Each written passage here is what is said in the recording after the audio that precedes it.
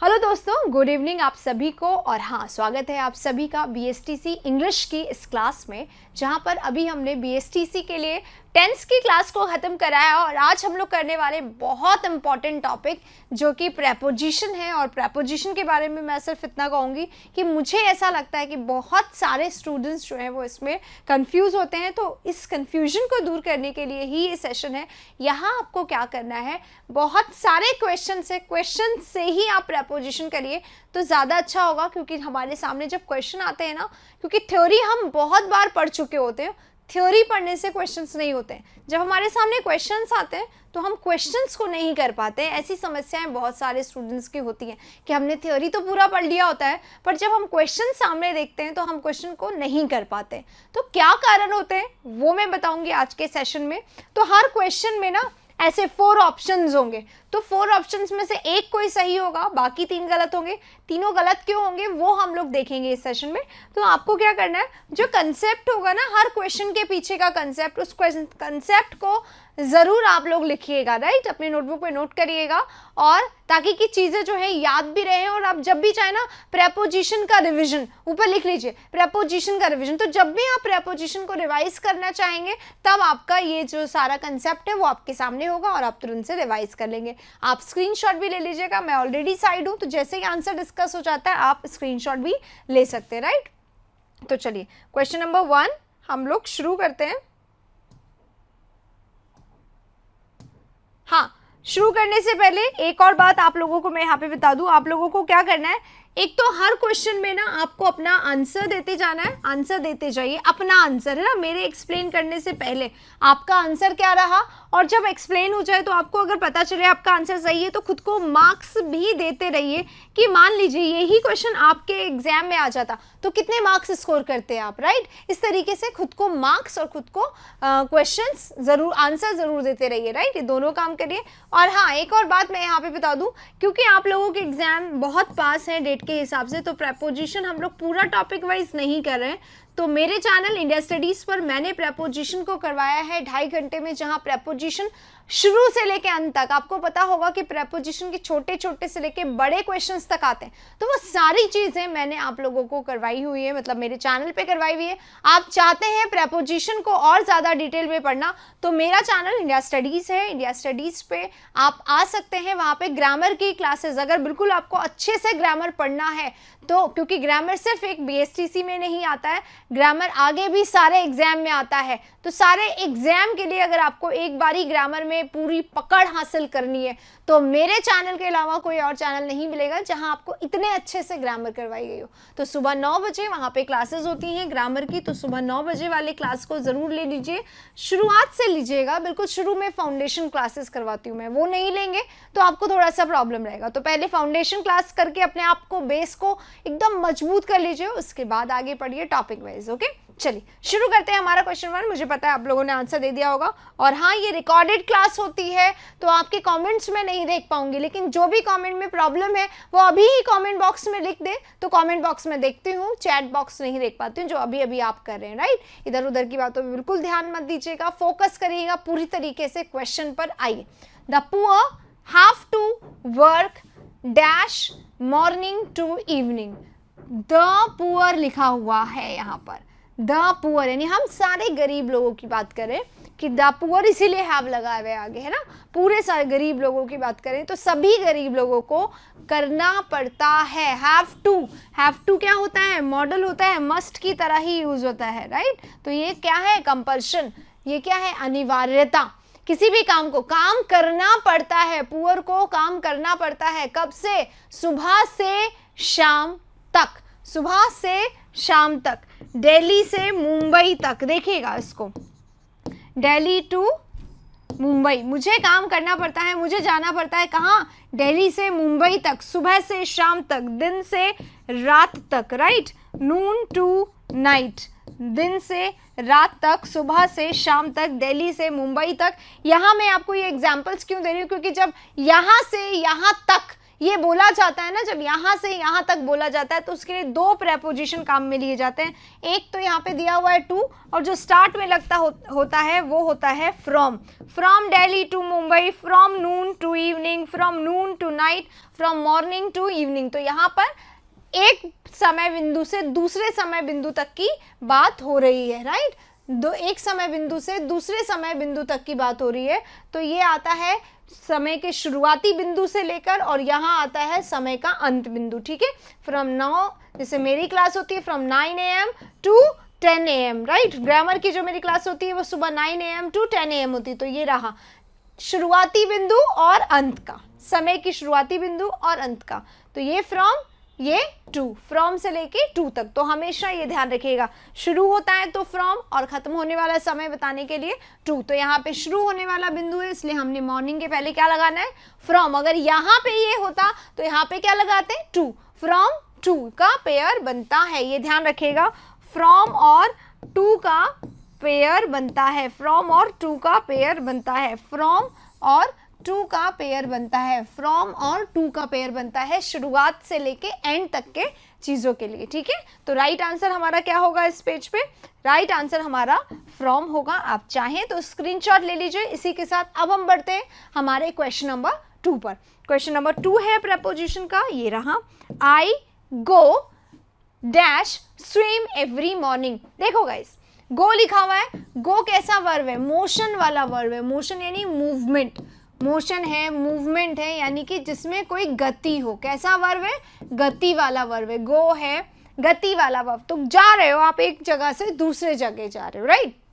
मैं जाती हूँ, कहाँ पे जाती हूँ, स्विमिंग पे जाती हूँ। कहाँ जाती हूँ, स्विमिंग। तो गो हम जाते हैं ना, I go to market, I go to college, I go to shopping, right, इस तरीके से। तो गो के साथ हमेशा कौन सा प्रेपोजिशन आता है, कहीं से कहीं को। एक्चुअली हिंदी में बोलना होता है ना, तो एक्चुअली सही हिंदी क्या होती है, मैं मार्केट जाती हूँ तो हम लोग बोल देते हैं, पर सही आंसर मार्केट को जाना, ठीक है, बाजार को जाना, दुकान को जाना, इस तरीके से राइट पहले बोला जाता था। तो उस को के लिए इस्तेमाल किया जाता था ये to. Go to market, go to college, go to school, go to swimming, go to here, go to that, जो भी जगह जाना है उसके लिए पहले टू लगाया जाता है। तो गो के साथ हमेशा क्या आता है, गो के साथ टू आता है जब यहाँ पे जगह आता है, ठीक है, जगह आता है। गो टू स्विम, तो राइट आंसर टू होगा इसका, राइट। चलिए इसी के साथ आप क्वेश्चन नंबर 3 पे चलते हैं। क्वेश्चन नंबर 3, देखो 3 में क्या वर्ड दिया गया है, लाफ दिया गया। ये लाफ बहुत बहुत इंपॉर्टेंट है। लाफ को पहले हम लोग कर लेते हैं। लाफ टू लिखा हुआ है, फ्रॉम लिखा हुआ है, ऑन लिखा हुआ है ना। इसको हम लोग पहले इस तरीके से कर लेते हैं। देखिए लाफ जो होता है ना,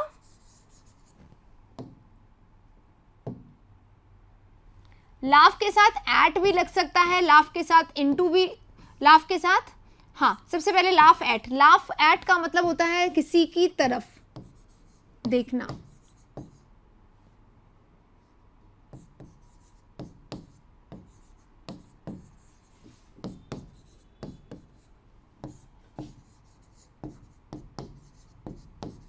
किसी को देख के मुस्कुराना, मजाक उड़ाने के लिए, ठीक है। लाफ एट मतलब क्या होता है, मजाक उड़ाने के लिए हंसना, ठीक है, मजाक उड़ाने के लिए हंसना।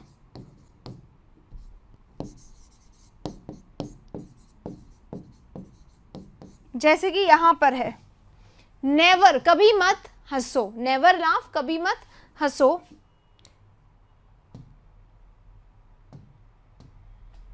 कभी मत हंसो किस पर, ऑन आ सकता है, फ्रॉम आ सकता है, टू आ सकता है, किसी पर हंसने की बात हो रही है।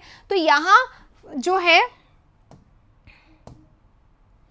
यहां जो है ऑन है हमारा, ये हमें दिख तो रहा है कि ये सही हो सकता है, राइट। नेवर लाफ ऑन, लेकिन लाफ एट होता है, लाफ एट ही होता है किसी की मजाक उड़ाने के उद्देश्य से हंसने के। लाफ एट समबडी मतलब कि किसी का मजाक उड़ाने के लिए हंसना, ठीक है, हंसकर किसी का मजाक उड़ाना। Never laugh at the disabled, जो डिसेबल्ड है उसको देखकर मत हंसो, ठीक है। तो लाफ के साथ हमेशा एट जो आता है वो मजाक उड़ाने के लिए होता है।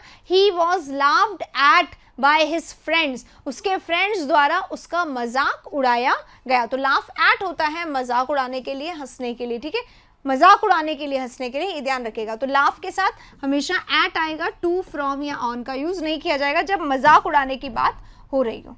इसी के साथ अब हम आ गए हैं नेक्स्ट पे। वेट है, वेट बहुत अच्छा प्रेपोजिशन लेता है, मतलब वेट जो है वो फिक्स है। वेट के साथ हमेशा क्या आता है, please wait for me till I come, यहाँ पे प्लीज मेरा इंतजार करो, तो वेट फॉर मी है ना। ही वॉज वेटिंग फॉर मी, वो मेरे लिए क्या कर रहा था, इंतजार कर रहा था। ही वॉज वेटिंग फॉर मी, तो वेट के साथ क्या लगता है, फॉर लगता है, ठीक है। ऐसे ही मैंने कह दिया प्लीज, जैसे इसमें लिखा हुआ please wait for me, I am coming within 5 minutes, मैं 5 मिनट के अंदर अंदर आ रही हूँ, तो प्लीज मेरा इंतजार करो। तो इंतजार करने के लिए वेट के साथ हमेशा क्या लगता है, वेट के साथ हमेशा फॉर लगता है, बाय लगकर, फ्रॉम लगकर, टू लगकर एग्जाम में एरर दिया जाता है। तो आप नोट कर लीजिए, चौथा पॉइंट क्या नोट करना है, वेट के साथ हमेशा फॉर लगेगा, वेट के साथ फॉर लगेगा। Wait at, wait on, sorry wait at होता है, वेट टू होता है, वेट फ्रॉम होता है, ठीक है। तो ये सारे क्या है, एरर हैं, ये सिर्फ एरर के लिए दिए जाते हैं। वेट के साथ हमेशा फॉर, हमेशा for. Wait for me, he was waiting for me, my father was waiting for me in my school, इस तरीके से वेटिंग के साथ हमेशा फॉर आता है। और इसीलिए सिर्फ ये वाला फिक्स क्योंकि है, फिक्स के साथ ही एग्जाम में गलतियां दी जाती है, क्योंकि वेट के साथ तो हमेशा फॉर लगता है, इसलिए कोई चांस नहीं है कि ये भी लगे, ये भी लगे, ये भी लगे। तो ये फिक्स प्रेपोजिशन वाली चीज़ें हमेशा गलत करके दे दी जाती है, राइट। तो राइट आंसर यहाँ पे क्या होगा, इसका राइट आंसर होगा ए, ओके। इसी के साथ क्वेश्चन नंबर 4 हमारा कंप्लीट होता है। 5 पे हम लोग चलते हैं। ही फेल इन लव विथ साक्षी, उसको साक्षी से प्यार हो गया, राइट। यहां पे देखिए फेल आउट लिखा हुआ है कि यहाँ पर नहीं लिखा हुआ है, तो ये बहुत आसान हो गया है हमारे लिए, क्योंकि फेल के साथ इन और आउट दोनों लगता है, ठीक है। फेल आउट का मतलब क्या होता है, नोट कर लीजिएगा इसको। फेल आउट का मतलब क्या होता है,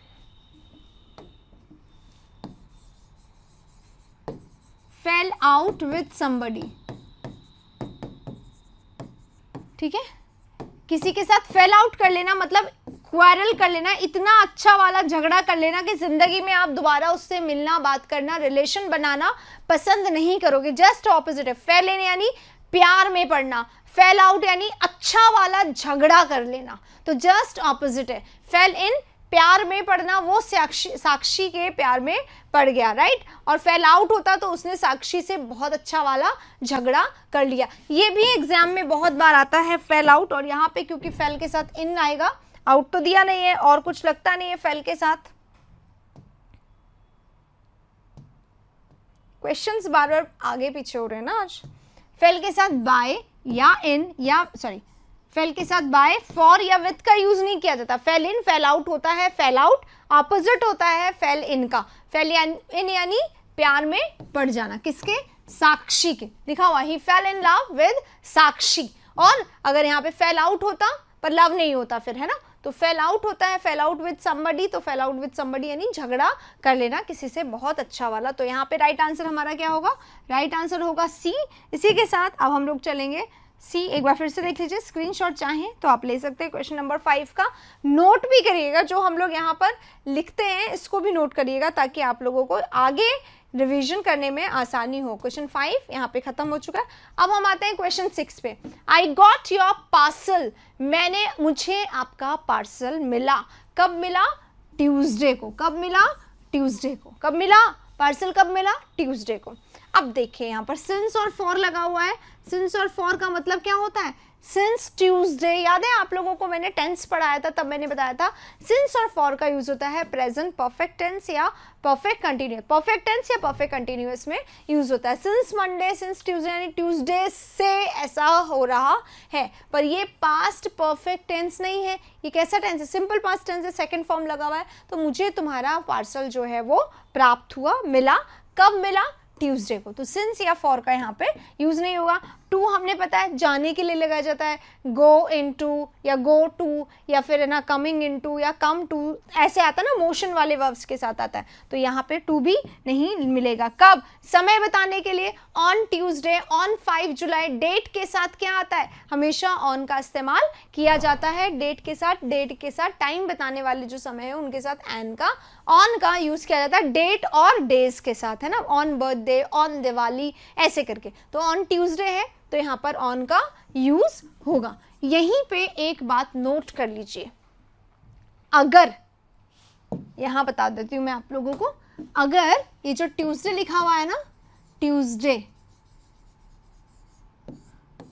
या जो भी डे वगैरह जो भी लिखा हुआ है, इनके पहले अगर लिखा हुआ आ जाता नेक्स्ट या लास्ट या दिस इज दिस संडे, है ना, I got your parcel this Sunday, तो जब इसके पहले नेक्स्ट, लास्ट, दिस, दैट लिखा हुआ आ जाए के पहले, इन डेज के पहले, नोट करिएगा पूरा, इनके पहले अगर नेक्स्ट लिखा आ जाए, लास्ट लिखा आ जाए, दिस लिखा आ जाए, दैट लिखा आ जाए, तो फिर इनके पहले प्रेपोजिशन नहीं लगता है, तो फिर इनके पहले प्रेपोजिशन नहीं लगता है, तो फिर इनके पहले प्रेपोजिशन नहीं लगता है। ठीक है, ये ध्यान रखना है।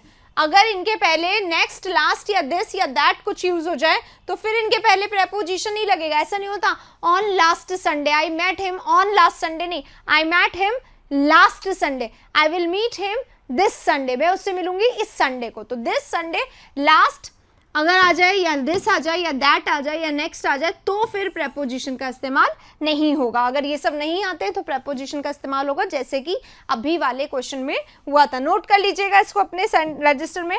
अब देखिएगा इस सेंटेंस को, अगर यहाँ पे ट्यूसडे के पहले लास्ट लिख दिया जाता, लास्ट ट्यूसडे, मुझे उस तुम्हारा पार्सल मिला कब, पिछले मंगलवार को मिला, ठीक है, तो यहाँ पर ऑन अगर आप लिखोगे ना, अगर आपने यहाँ पर ऑन लिख दिया तो ये ग्रामर एरर हो जाएगा, ये सेंटेंस गलत हो जाएगा, ये दोनों एक साथ नहीं आते हैं। तो यहाँ पे क्योंकि लास्ट नहीं है इसलिए हम क्या लिख देंगे, ऑन लिख देंगे। लास्ट, नेक्स्ट, दिस, दैट होता तो हम ये ऑन का यूज नहीं करते, राइट। तो राइट आंसर यहाँ पे क्या होगा, राइट आंसर होगा हमारा डी। ठीक है, आप लोग बहुत होशियार हैं, बहुत जल्दी जल्दी आप आंसर दे देते हैं। आंसर के साथ साथ अपने कंसेप्ट भी नोट करिएगा ताकि हमेशा आगे के लिए भी ये क्वेश्चंस आप लोगों को हमेशा याद रहेंगे। अब थोड़ा सा जल्दी पढ़ाती हूँ मैं, 6 क्वेश्चन हो गए, 7। She was married an early age, उसकी शादी हो गई थी कब, अर्ली एज में हो गई थी या अर्ली एज की हो गई थी, अर्ली एज के लिए या अर्ली एज पर। क्या होगा, फॉर मतलब क्या होता है, के लिए, फॉर मतलब क्या होता है, के लिए। ऑफ का यूज किया जाता है का के लिए, का, ये मेरा है, इट इज ऑफ माइन, ये मेरा है, it is of Rahul, the one of my friends. ठीक है, अभी आएगा उसमें मे से होता है, एट समय के लिए आता है, इन का यूज यहाँ पे किया जाएगा। एज के लिए क्या आएगा, अर्ली एज में, उसकी शादी हो गई जल्दी, मे का यूज किया जाएगा, तो इन का यहाँ पे राइट आंसर होगा। मैरिड जो है ना, इसके साथ देख लीजिए, ये बहुत कॉम्प्लिकेटेड है, मैं आप लोगों को बता रही हूँ, जरूर नोट करिएगा। एक सेंटेंस होता है राम मैरिड, राम ने शादी की, किससे, सीता से। ठीक है, ऐसा सेंटेंस इसलिए दिया क्योंकि सेंटेंस आसान होगा, समझने में आसानी होगी, आसान सेंटेंस से पढ़ो। ठीक है, राम ने शादी की, राम ने शादी की किससे, सीता से। अब एग्जाम में क्या होता है, या एग्जाम में छोड़ो, स्टूडेंट्स को जनरली कंफ्यूजन क्या हो जाता है कि मैरिड के साथ टू लगता है या विद लगता है, आता है ये कंफ्यूजन बहुत सारे लोगों को लगता है कि इसके साथ टू लगेगा या विद लगेगा। कुछ लोग कहते हैं कि जब गर्ल की शादी बॉय से होती है तो वहाँ पे टू लगता है और बॉय की शादी गर्ल से होती है तो वहाँ पे विद लगता है, मतलब ऐसा दिया जाता है। ऐसा नहीं है गाइज, देखो यहाँ पे आप ये समझ लीजिए कि ये मैरिड जो है ना, ये मैरिड जब एक्टिव सेंटेंस में होता है, जब एक्टिव में होता है, एक्टिव सेंटेंस में होता है तो ये अपने साथ कोई प्रेपोजिशन नहीं लेता है। एक्टिव में कोई प्रेपोजिशन नहीं लेता है, एक्टिव में कोई प्रेपोजिशन नहीं लेता। ठीक है, लेकिन अगर पैसिव में बदल दिया जाए, अगर इसी सेंटेंस का पैसिव बना दिया जाए, अब आ गया है सीता, सीता की राम ने शादी की किससे, सीता से। अब हम बोल रहे हैं सीता की शादी हुई किससे, राम से, तो सीता वॉज आ गया, पास्ट टेंस है, तो फिर वर्ब का थर्ड फॉर्म मैरिड आ गया, सीता वॉज मैरिड। अब यहाँ पे टू का यूज हो जाएगा, मैरिड टू राम। ठीक है, तो ये देखिए ये क्या है, पैसिव सेंटेंस है। ये कैसा है, पैसिव है। ऊपर वाला कैसा था, एक्टिव था। तो एक्टिव में हमने क्या देखा, एक्टिव में कोई जो है प्रेपोजिशन नहीं लगता मैरिड के साथ, मैरिड के साथ एक्टिव में कोई प्रेपोजिशन नहीं लगता।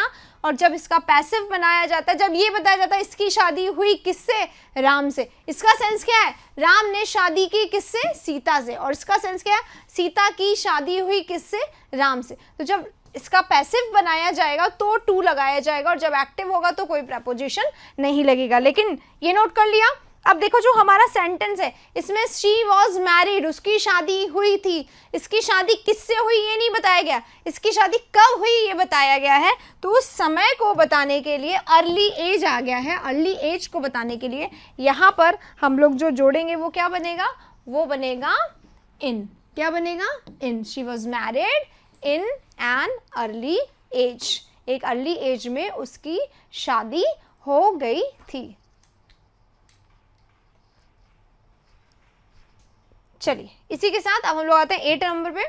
हिज फादर डाइड, उसके फादर की डेथ हुई। ठीक है, उसके फादर की डेथ हुई किससे, कैंसर से। डाइड ऑफ, जब बीमारी आता है तो डाइड ऑफ हो जाता है, कैंसर, कॉलेरा ऐसे करके एग्जाम में दिया जाता है, डाइड ऑफ। तो डाइड के साथ क्या लगेगा, डाइड ऑफ। ठीक है, कैंसर के लिए। नेक्स्ट पे चलते हैं।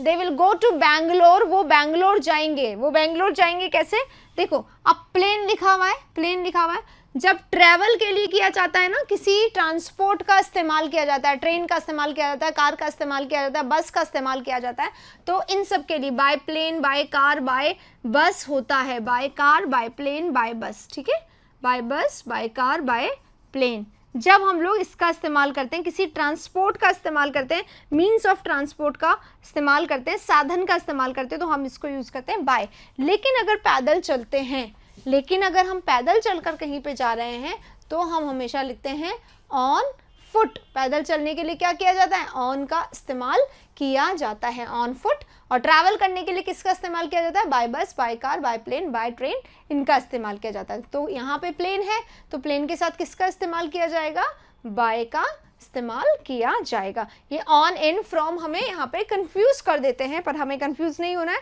क्योंकि हमें कंसेप्ट जानना है।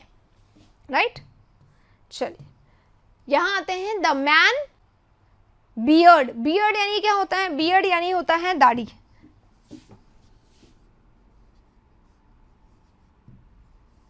दाढ़ी है ना, दाढ़ी जो यहाँ पे शेव जो होती है बड़ी सी। तो man in beard is my brother, वो मैन जो बियर्ड में है, जिसकी दाढ़ी लंबी है या जिसकी बियर्ड है, जिसकी दाढ़ी है, वो मेरा ब्रदर है। तो मैन इन बियर्ड, बियर्ड रखी हुई है उसमें, तो ऑफ बियर्ड यहाँ पे का हो जाएगा इसका मीनिंग। और फॉर मतलब क्या होता है, फॉर मतलब होता है के लिए, ये हमने पढ़ लिया पहले ही, फॉर मतलब के लिए होता है। और विथ का इस्तेमाल किया जाता है कब, जब इसके साथ, विथ मतलब होता है के साथ, या फिर विथ का मतलब द्वारा भी होता है ना, पेन द्वारा लिखा जाता है, तो विथ का इस्तेमाल करते हैं किसी टूल के साथ। ठीक है, तो यहाँ पर बियर्ड की बात हो रही है, इसलिए बी या सी या डी नहीं आएगा, राइट आंसर होगा in. The man in beard is my brother. इसी के साथ अगले क्वेश्चन पे चलते हैं। 10 हो गया है, 11 पे चलेंगे। आई am grateful my friends for their moral support. Grateful होना है ना, यानी कि थैंकफुल होना। ग्रेटफुल होना, अगर आप ग्रेटफुल हैं तो आप कैसे हैं, थैंकफुल हैं, आप बहुत ही आभारी हैं। ग्रेटफुल है यानी कि कैसे हैं, आभारी हैं, किसके, आपके फ्रेंड्स के आप आभारी हैं, किस लिए, फॉर देयर मॉरल सपोर्ट, कि उन्होंने आपको मॉरल सपोर्ट दिया, सहायता दी आपको उन्होंने, इसके लिए आप क्या हैं, उनके आभारी हैं, थैंकफुल हैं। अब देखिए ग्रेटफुल दिया हुआ है, ये ग्रेटफुल जो है ये फिक्स प्रेपोजिशन का वर्ड है। जैसे कि कई वर्ड होते हैं, जैसे सरप्राइज्ड एट होता है, सेटिस्फाइड विद होता है, तो ये अपने साथ फिक्स प्रेपोजिशन लेते हैं। तो इसी तरीके से ग्रेटफुल अपने साथ क्या ले लेता है, ग्रेटफुल टू। ग्रेटफुल टू क्या लेता है, ग्रेटफुल अपने साथ क्या लेता है, हमेशा टू लेता है। क्या लेता है, टू लेता है। क्या लेता है, टू लेता है। राइट आंसर क्या होगा, टू। राइट आंसर क्या होगा, to. Grateful of, grateful with नहीं होगा। I am grateful to my friends, मैं ग्रेटफुल हूँ अपने फ्रेंड्स के लिए, फॉर देयर मॉरल सपोर्ट, उन्होंने मुझे मॉरल सपोर्ट दिया, उसके लिए मैं उनके लिए उनका आभारी हूँ, तो ग्रेटफुल टू। नोट करिएगा, ग्रेटफुल अपने साथ क्या रहता है, टू का उपयोग लेता है।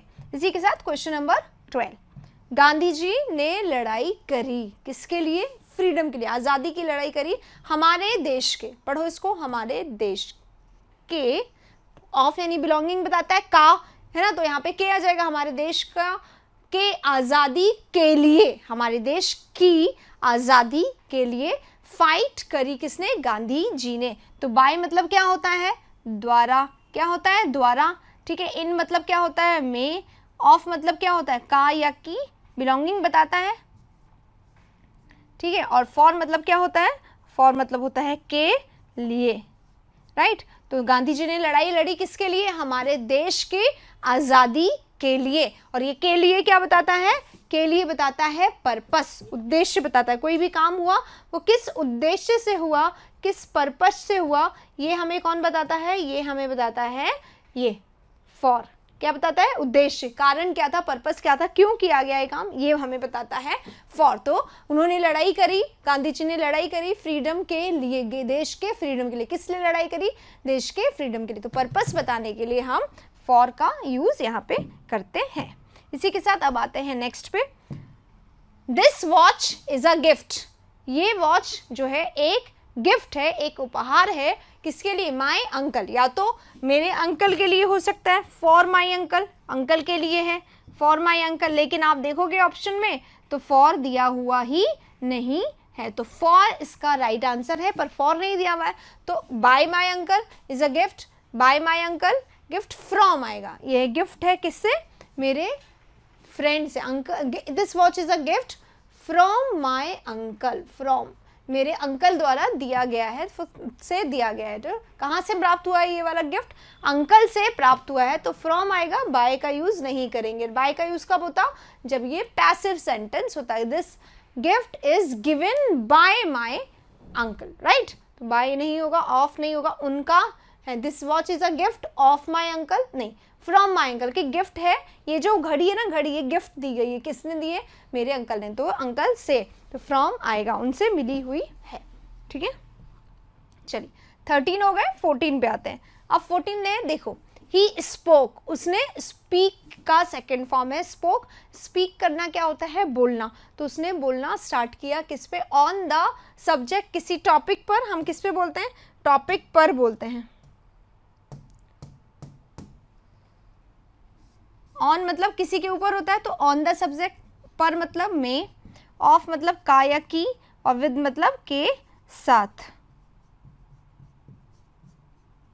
ठीक है। तो he spoke for the subject हो सकता था, सब्जेक्ट के लिए, यानी सब्जेक्ट के फेवर में बोला, ये हो सकता था। फॉर 2 आवर्स रेगुलरली, 2 घंटे तक लगातार उसने इस सब्जेक्ट पर बोला। तो जब सब्जेक्ट, वैसे तो पर क्या होता है, जैसे कि किताब रखी, ये टेबल है हमारी, देखिए इस तरीके की कोई टेबल बन जाती, ठीक है, इस तरीके की अगर कोई टेबल होती तो उस टेबल के ऊपर एक छोटी सी किताब रखी, तो on the table, the book is on the table, ये होता है ऑन का मतलब। तो पर का इस्तेमाल किया जाता है, ये बताने के लिए इतनी अच्छी नहीं है, इसलिए मैं इसको हटा रही हूँ, बस आपको कंसेप्ट यहाँ पे समझाना था, ठीक है। तो पर तो आता है ऊपर रखने के लिए, कोई चीज़ किसी के ऊपर रखी हुई है ना, तो हम पर का इस्तेमाल करते हैं। पर यहाँ पे ऑन द सब्जेक्ट, इस विषय पर, तो यहाँ पे भी विषय पर बोला जा रहा है, तो ऑन द सब्जेक्ट कब आता है, जब ऐसे किसी टाइटल का नाम आए, किसी सब्जेक्ट का नाम आए या सब्जेक्ट आए, तो भी हम लोग ऑन का यूज़ करते हैं। तो उसने बोला किसी टॉपिक पर, किसी सब्जेक्ट पर, किसी विषय पर, कितने देर तक, 2 घंटे तक लगातार उसने इस विषय पर, इस टॉपिक पर बोला। तो यहाँ पे किसका इस्तेमाल किया जाएगा, यहाँ पे इस्तेमाल किया जाएगा on. He spoke on the subject for 2 hours regularly, 2 घंटे तक लगातार उसने इस सब्जेक्ट पर बोला, राइट। तो राइट आंसर यहां पे क्या होगा, राइट आंसर होगा इसका, स्क्रीनशॉट ले लीजिएगा आप, इसका राइट आंसर होगा ऑन।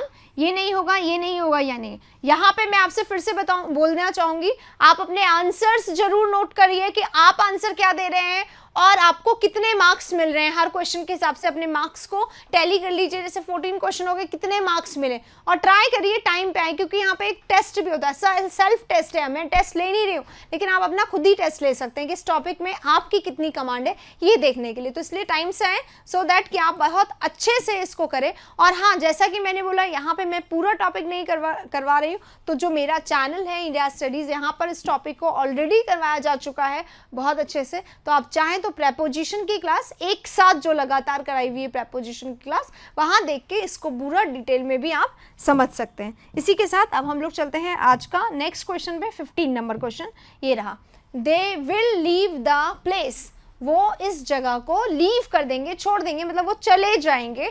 कब? 10 बजे, ठीक है, 10 बजे वो चले जाएंगे, ठीक है। अब कोई काम स्टार्ट करना होता है ना, स्टार्ट करना होता है तो हम ऑन का यूज करते हैं, द क्लास स्टार्ट्स ऑन, है ना, या क्लास विल स्टार्ट ऑन। तो इस तरीके से शुरू करने के लिए हम लोग ऑन का यूज करते हैं, लेकिन यहाँ पे तो जाने की बात हो रही, तो शुरू नहीं हो रही है, राइट। सिंस या फॉर का हम इस्तेमाल कहाँ करते हैं? परफेक्ट टेंस में इस्तेमाल करते हैं। कहाँ करते हैं? परफेक्ट टेंस में इस्तेमाल करते हैं, या फिर परफेक्ट में ना हो तो परफेक्ट कंटिन्यूअस में हम इसका इस्तेमाल करते हैं। दोनों जो मैं बता रही हूँ, परफेक्ट टेंस या परफेक्ट कंटिन्यूअस टेंस, ये दोनों को ध्यान में रखिएगा कि ये जो दोनों है ये तीनों के हैं, प्रेजेंट पास्ट फ्यूचर तीनों के लिए होंगे। तो तीनों में सिंस या फॉर का इस्तेमाल किया जाता है। सिंस पॉइंट ऑफ टाइम के लिए और फॉर पीरियड ऑफ टाइम के लिए। हमने टेंस की क्लास में इसको डिस्कस किया था, तो इसलिए इसको यहाँ पे नहीं डिस्कस कर रही हूँ। सिंस बताता है since Monday, since last year, since last month, और फॉर बताता है for 2 hours, for 2 days, for 2 hours, for 2 minutes, ऐसे करके ये ड्यूरेशन बताता है, समय की अवधि को बताता है, और ये कोई समय के बिंदु को बताता है कि समय जो है, काम जो है वो कब स्टार्ट हुआ था, right.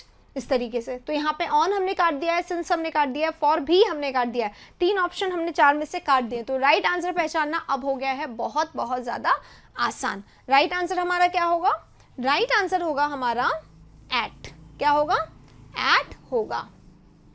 They will leave the place at 10 AM। समय बताने के लिए at का इस्तेमाल भी किया जाता है। तो at का इस्तेमाल, on का इस्तेमाल, to का इस्तेमाल, ये सब छोटे छोटे हैं लेकिन हाँ कन्फ्यूजन करते हैं। तो on 10 AM तो आएगा नहीं, at 10 बजे, at 10 होता है ना, टाइम के लिए 10 आता है, फिक्स समय के लिए 10 का यूज़ करते हैं, तो at का यूज़ करते हैं, तो at का यहाँ पे इस्तेमाल किया जाएगा, राइट। चलिए इसी के साथ अब हम चलते हैं अगले क्वेश्चन पर। She was punished, उसे पनिश किया गया।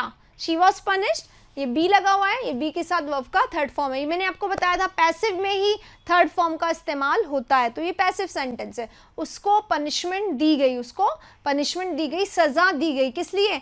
स्टीलिंग अ साड़ी, एक साड़ी चुराने के लिए, एक साड़ी चुराने के लिए उसको सजा दी गई। तो सजा दी गई क्यों? कारण बताया जा रहा है, पर्पस, उद्देश्य बताया था मैंने अभी आप लोगों को। पर्पस बताने के लिए, उद्देश्य बताने के लिए, कारण यानी कि कोई भी काम हम कर रहे हैं, क्यों कर रहे हैं, तो क्यों का जवाब हमें किससे मिलता है? फॉर से मिलता है। फॉर का मतलब क्या होता है? के लिए, ठीक है। बाय यानी द्वारा, विद यानी के साथ, और फ्रॉम यानी से। तो उसे सजा दी गई, उसे सजा दी गई क्यों? फॉर स्टीलिंग अ साड़ी, एक साड़ी चुराने के लिए उसको सजा दी गई। तो एक साड़ी चुराने के लिए, फॉर का मतलब क्या होता है? के लिए। उद्देश्य, पर्पस कौन बताता है? ये बताता है फॉर। क्यों दी गई सजा? कोई भी पूछे, फॉर स्टीलिंग अ साड़ी, साड़ी चुराने के लिए उसको सजा दी गई, राइट। इस तरीके से अब हम लोग चलते हैं नेक्स्ट पे। एक बार आप लोग स्क्रीनशॉट इसका ले लीजिए। राइट आंसर इसका क्या होगा? राइट आंसर होगा फॉर। फॉर यहाँ पे राइट होगा। इसी के साथ अब हम लोग क्वेश्चन नंबर 17 पे चल रहे हैं। ये रहा 17। The box belonged dash the landlord. Landlord लिखा हुआ है। लैंडलॉर्ड का मतलब क्या होता है? लैंडलॉर्ड का मतलब होता है मकान मालिक।